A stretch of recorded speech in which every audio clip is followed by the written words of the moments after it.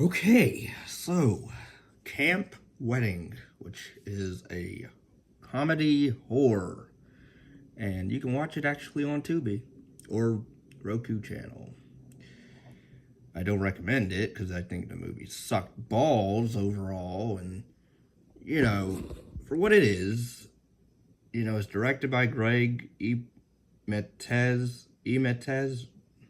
It's also co-written by him and another person. This movie, it tries to do a 80s homage vibe, but it doesn't take place in the 80s at all. I believe they mention the 80s.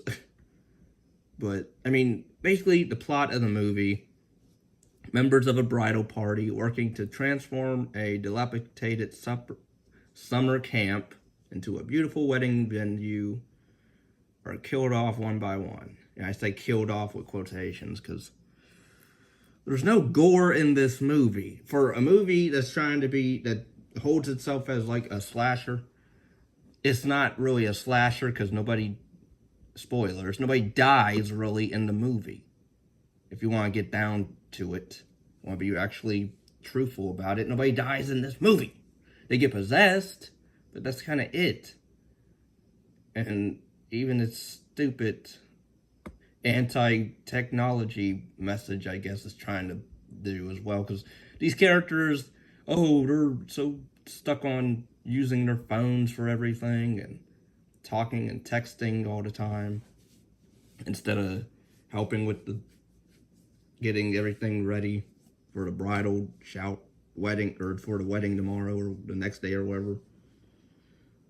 Caterers and that. So we have I believe 6 people, 6 friends.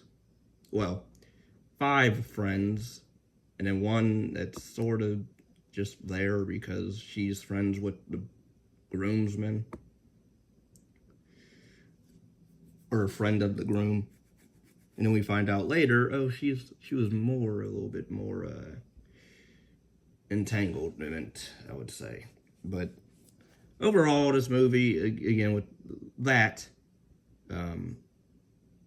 we have our main chick, Mia, who's the bride, and nobody's likable in this movie. I'm gonna say right now the positives. It's shot fine. I thought this was a 2025 film, but no, it's a 2019 film. The idea of a camp wedding is different to me. I never heard of that before, so that is a bit interesting. Also the whole plot of, or the twist, I guess, or the reveal of what's going on, really. There's elements I like about it in terms of the ghost element of it, of sins. You have to, admit your sins and all, or repent or whatever. And then, possibly you're safe, but you have to be at the camp to do it. And the acting, I would say, is either just okay to fine. The editing is whatever. It's not edited badly or anything like that, but it's just there. So this movie is kind of just there for me in terms of, technique of camera work is not interesting at all.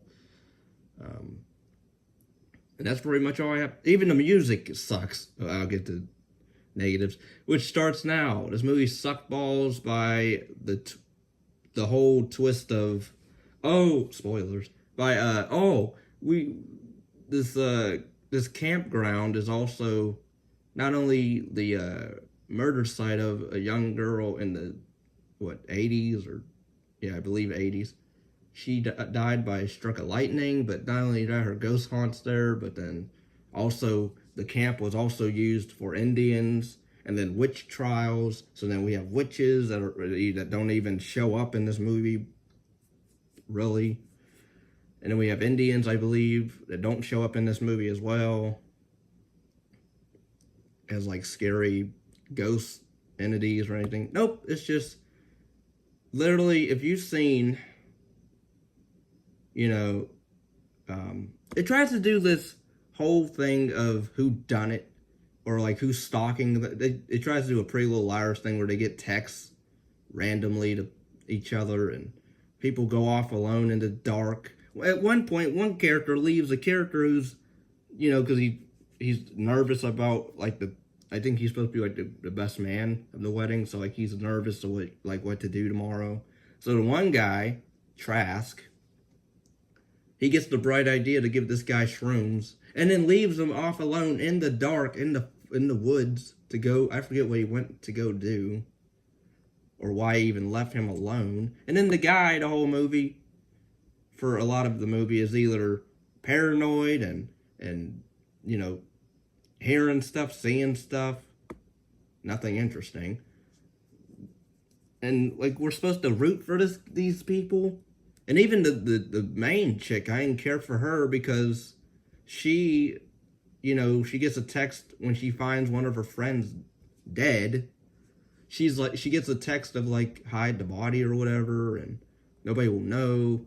And she literally attempts to do it because, oh, I want my wedding to be tomorrow. And then she lies about there's no murderer, even though she doesn't know if there is or isn't. She thinks there is a murderer on the camp, but she doesn't tell anybody. And then they have this nerdy character who reminded me of the chick in Big Bang Theory, Sheldon's girlfriend. I forget her. I think it's not Bernadette. It's the other one, I believe. I forget her name. But her, she gave me like those vibes. I mean, the actress did fine. I forget her name. Wendy Jong. She was fine. Kelly Gates, who plays Mia, the lead, she's fine. They try to utilize her singing, I guess, because she used to do opera, I guess, because she does like a lot of oh type singing. So I guess she's a big hit with Frasier and Niles. And then you have like her husband, or soon her fiance, Devarro, who he's pointless. All these characters are just either pointless people we don't know anything about.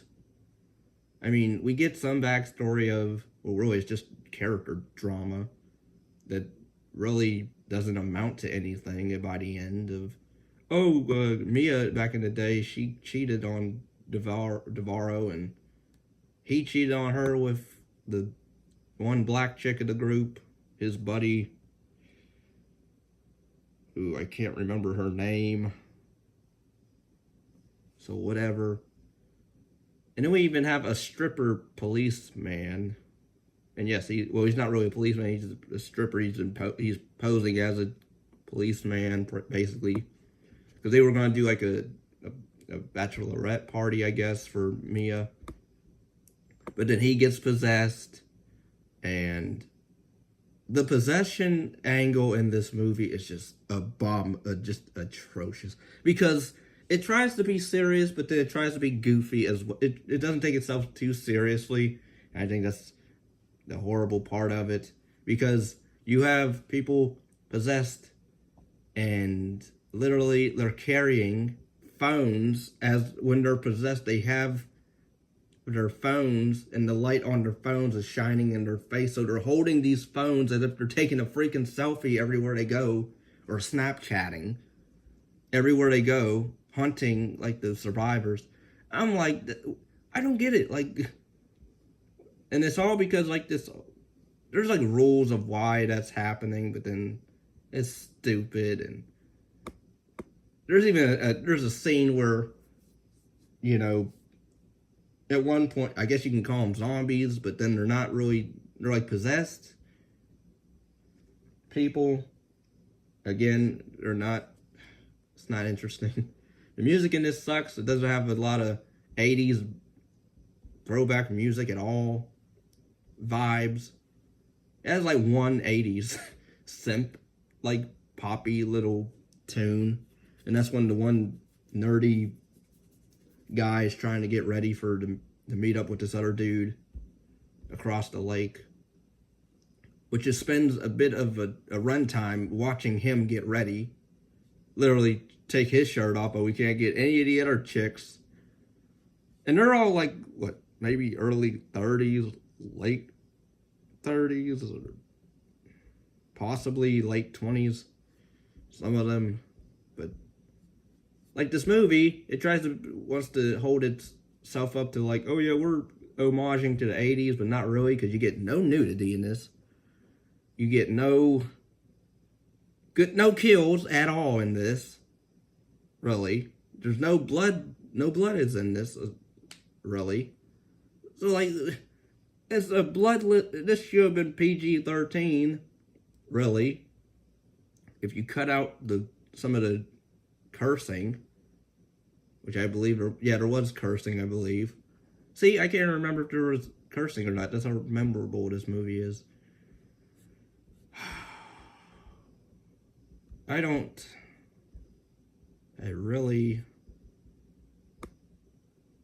And then they have these cool looking masks on the poster of like as if it's like the Court of Owls from Batman. They have these cool owl looking white masks, and they do nothing with that. It's just for a prank that goes nowhere.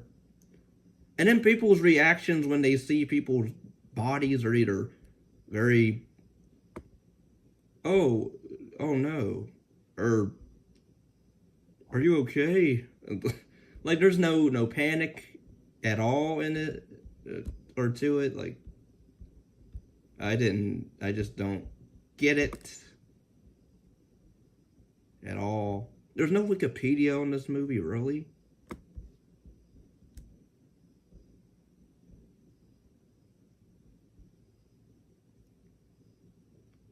But yeah, this movie it's supposed to be a slasher. See, it's even called a slasher, and it's not a slasher because there's no slashing in it. Let alone the comedy. I only laughed at like some of the stupidity of what they were trying to do in terms of like the rules of, oh, these people, their friends are possessed by witches, Indians, I believe, and other stuff. And they carry around their phones. They literally hold their phones up and, walk like they're zombies. And then I guess if you touch them, then you become like them. But then I didn't understand that, because what if you bump them and you don't have a phone? You still get possessed, I guess? Or there's a part where a character they ankle cuff two of them together to make them fall over. So literally they're touching their legs. So they're touching them, and the one girl should be possessed, but she's not. And so like, okay. I did like the seance scene where they try to channel the dead girl that got struck by lightning, and she expositions, tells them what's going on. She gave me Megan vibes, which they use a freaking teddy bear to talk to her, a robotic teddy bear that can, I guess, play cassette tapes. Okay, I never knew they made those. I don't think I ever saw that before, but okay, that's different. But yeah, the movie, it has an upbeat ending, I guess, if you want to call it that, because everybody, by the end, they are able to, they take a Polaroid of themselves, they get possessed, but then they die, and then the ghost girl's like, oh, I guess I have to take a picture of myself, because I lied about the electronic part of no electronics allowed in the camp. So then that, I guess, frees them, because she takes a picture of herself. So I guess she's off of the chart thing or board. And then they all wake up, and then they're all happy, and all right, we survived. And everybody goes back on their phones like nothing happened. I'm like, if that happened to me, I'd either toss my phone in that lake and stay away from technology for a while, you know. But no, they're just acting normal and, all right, we survived, and what happened? Why is it daytime? And then they just have the wedding like that day, I guess. And then the movie ends with a dance number, or talent show, I guess you want to call it, because they keep bringing up the talent show at the beginning. And yeah, the movie sucked. The movie ends, so it's not downbeat at least, but like I didn't care about anybody, so really, like, who cares? Because you don't care about the characters. Music sucks. The the concept of cell phone holding zombie ghost possessed people, stupid. The acting is either just whatever or there. And yeah, like there's no tension, there's no atmosphere in this movie as well. Especially when you can trap a freaking person who's possessed. You can trap them with chairs, literally stacking freaking chairs in around, like, cut them off, like just circle chairs, or as if it's, what is it, musical chairs. You really just put them in the center of chairs, and they can't get out of the chairs. I guess they can't just move the chairs.